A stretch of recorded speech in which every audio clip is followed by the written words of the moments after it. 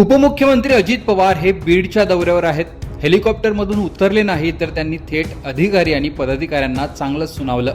बीडच्या आमदारांना ते भेटले, धनंजय देशमुखांना भेटले, पक्षाचा एक मेळावा सुद्धा घेतला. अजितदादांच्या या दौऱ्याची विशेष चर्चा रंगली. तसं अजितदादा पहिल्यांदाच बीडला आले नाहीत, पण जेव्हा जेव्हा ते बीडला आले तेव्हा त्यांच्यासोबत धनंजय मुंडे उपस्थित असायचे. पण यावेळी अजित पवार आले असता आजारपणाचं कारण देत धनंजय मुंडे हे मुंबईला निघून गेले. त्यांनी तसं ट्विटही केलं. याविषयीच पंकजा मुंडेंना विचारलं असता त्या काय म्हणाल्या ऐका. आज अजितदादा बीड दौऱ्यावर आहेत. मी पण तिकडेच आहे. मला इथे उशीर झालाय.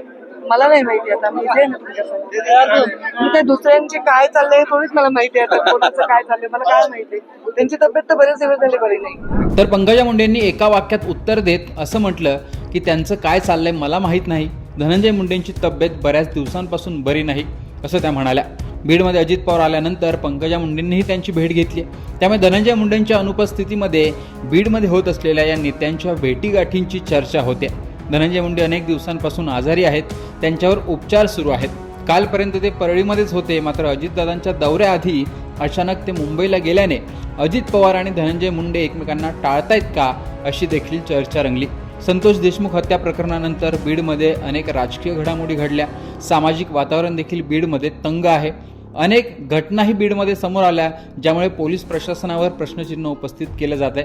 त्याच पार्श्वभूमीवर अजित पवारांचा हा बीडचा दौरा फार महत्त्वाचा मानला जातोय.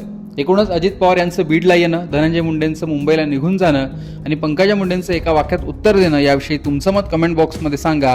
लोकमतचं यूट्यूब चॅनल सबस्क्राईब केलं नसेल तर आठवणीने सबस्क्राईब देखील करा.